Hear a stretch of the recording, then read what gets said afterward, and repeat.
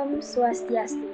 Halo adik-adik kelas 7 baru semua, kakak ucapkan selamat ya, karena kalian semua sudah berhasil lolos seleksi untuk menjadi siswa-siswi SMP Negeri 6 Denpasar tahun ajaran 2020-2021. Perkenalkan, nama kakak Amara, dan pada hari ini kakak berkesempatan untuk mensosialisasikan program lanjut SMP Negeri 6 Denpasar dalam upaya menguatkan karakter anak dan meningkatkan mutu pelajaran. Jadi, selamat menonton.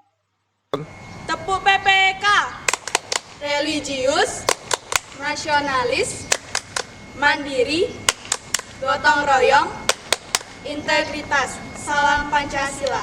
Nah, kalian pasti sudah menonton kan di video sebelumnya ada kakak-kakak yang melakukan suatu gerakan. Jadi, gerakan itu namanya tepuk PPK. Pasti kalian sudah banyak yang tahu ya PPK itu apa. Tapi, untuk yang belum tahu, kakak akan jelaskan sekarang. Apa sih PPK itu? Jadi, sebagaimana tercantum dalam Peraturan Presiden Nomor 87 Tahun 2017 tentang penguatan pendidikan karakter, PPK adalah gerakan pendidikan di bawah tanggung jawab satuan pendidikan untuk memperkuat karakter peserta didik melalui harmonisasi olah hati, olah rasa, olah pikir, dan olahraga dengan perlibatan dan kerjasama antara satuan pendidikan, keluarga, dan masyarakat sebagai bagian dari Gerakan Nasional Revolusi Mental atau GNRM. Nah, tadi pada gerakan kakak-kakak tersebut ada 5 gerakan. Jadi, gerakan itu merupakan nilai-nilai yang terkandung dalam kebijakan PPK. Di antaranya yang pertama adalah religiusitas, yang kedua nasionalisme, yang ketiga kemandirian, yang keempat gotong royong, dan yang kelima integritas. Selanjutnya, kita akan membahas tentang program lanjut dari SMP Negeri 6 Denpasar. Yang pertama ada dapur, yang merupakan dana punyara rainan. Yang kedua ada dokar, yang merupakan donasi berkarakter. Yang ketiga ada si Gucling, yang merupakan siswa guru cinta lingkungan. Yang keempat ada simen, yang merupakan instruksi mendadak. Yang kelima ada satwa, yang merupakan santana anak juara. Yang keenam ada SOS, yang merupakan sehari berbahasa Indonesia, One Day in English, dan Serahine Membahasa Bali. Yang ketujuh ada gelis, yang merupakan gerakan literasi. Yang kedelapan ada sabar, yaitu sarapan bareng. Dan yang terakhir ada jus, yaitu Jumat Sehat. Langsung saja kita masuk ke program yang pertama, yaitu program dapur. Program dapur atau dana punyara rainan adalah suatu program yang diawali dengan upaya untuk pengurangan sampah bekas canang yang digunakan selesai persembahyangan. Yaitu caranya dengan membuat kebijakan yang dimana hanya satu perwakilan saja di setiap kelasnya yang mengaturkan canang, kemudian untuk anggota kelas yang lain cukup mengaturkan sesari seikhlasnya saja. Dan dari kegiatan dapur ini kita bisa mendapatkan beberapa manfaat, diantaranya yang pertama, kita dapat beriatnya tanpa mengurangi makna yatnya tersebut, juga sekaligus dapat menjaga kebersihan lingkungan sekolah. Kemudian manfaat yang kedua, para siswa-siswi bisa belajar beriatnya dari mengaturkan dana punya ke sekolah. Kemudian yang ketiga, dari kegiatan tersebut, kita bisa membantu sekolah dalam pendanaan ketika akan melakukan upacara keagamaan selanjutnya. Selanjutnya, program yang kedua yaitu program dokar. Dokar atau donasi berkarakter adalah program yang dilatar belakangi oleh siswa-siswi yang pernah menemukan uang di sekitar lingkungan sekolah. Jadi adik-adik, banyak sekali teman-teman kita yang pernah menemukan uang di sekitar sekolah dan keintegritasan mereka membawa uang tersebut kepada pihak guru. Lalu apabila tidak ditemukan pemiliknya, maka uang tersebut akan dibawa ke kotak donasi. Dari kegiatan tersebut, kita bisa menemukan beberapa manfaat yang sangat penting, yaitu menumbuhkan integritas pada siswa. Yang kedua, menumbuhkan rasa kepedulian terhadap sesama yang membutuhkan dengan berbeda. Selanjutnya, program yang ketiga yaitu program Si Gucling. Si Gucling atau Siswa Guru Cinta Lingkungan adalah program sekolah yang dimana para guru dan siswa harus saling bekerja sama untuk menjaga lingkungan tetap bersih dan asri. Jadi, Si Gucling ini kita bisa lihat sehari-hari loh adik-adik. Nah, bukan hanya siswa saja yang bisa menjaga kebersihan, tapi juga dibarengi oleh gurunya.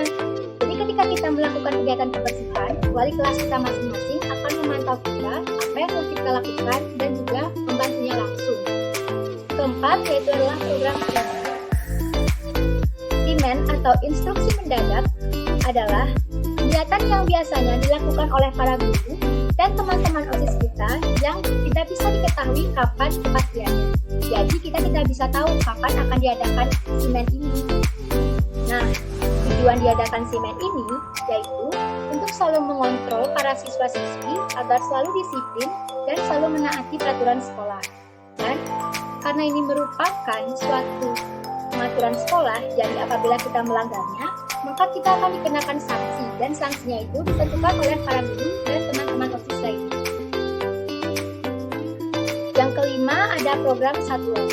Satwa atau program Sankana Anak Tuaro adalah program sekolah yang dimana mengutamakan anak-anak yang kurang mampu, anak afirmasi atau anak yatim, anak yang terkena bencana juga mendapat perhatian dari sekolah.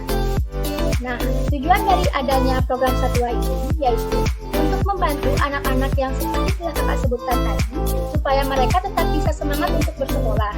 Bantuan yang bisa diberikan oleh sekolah diantaranya bantuan berupa alat tulis, berupa pakaian, berupa tas, dan lain-lainnya yang akan bermanfaat bagi anak itu. Selanjutnya, program yang keenam yaitu program SOS. SOS merupakan kependekan dari Sehari Menggunakan Bahasa Indonesia yang Baik dan Benar, One Day in English, dan Serahineo Bahasa Bali. Setiap hari Senin, para siswa-siswi akan diwajibkan untuk menggunakan bahasa Indonesia yang baik dan benar untuk berkomunikasi kepada siapapun. Kenapa demikian? Karena kita sebagai penerus bangsa, kita harus bangga terhadap bangsa kita karena kita memiliki bahasa nasional, yaitu bahasa Indonesia. Kemudian setiap hari Rabu, para siswa-siswi akan diharapkan untuk menggunakan bahasa Inggris ketika akan berkomunikasi. Mengapa demikian? Karena adik-adik, bahasa Inggris itu adalah bahasa global. Jadi, di era revolusi industri 4.0 ini, bahasa Inggris itu sangat benar-benar dibutuhkan. Jadi, kita harus belajar bahasa Inggris sejak dini. Kemudian yang ketiga, yaitu setiap hari Kamis, para siswa-siswi akan diwajibkan untuk menggunakan bahasa Bali ketika akan berkomunikasi dengan siapapun. Kita sudah menggunakan bahasa Indonesia, juga menggunakan bahasa Inggris, tetapi kita tidak boleh lupa bahwa kita memiliki bahasa daerah yang merupakan bahasa ibu kita, yaitu bahasa Bali. Program Sabar atau Sarapan Bareng. Kita semua tahu bahwa sarapan itu sangat penting dari tubuh kita, dan apabila kita tidak sarapan, maka kita akan merasa kurang semangat dan kurang berkonsentrasi.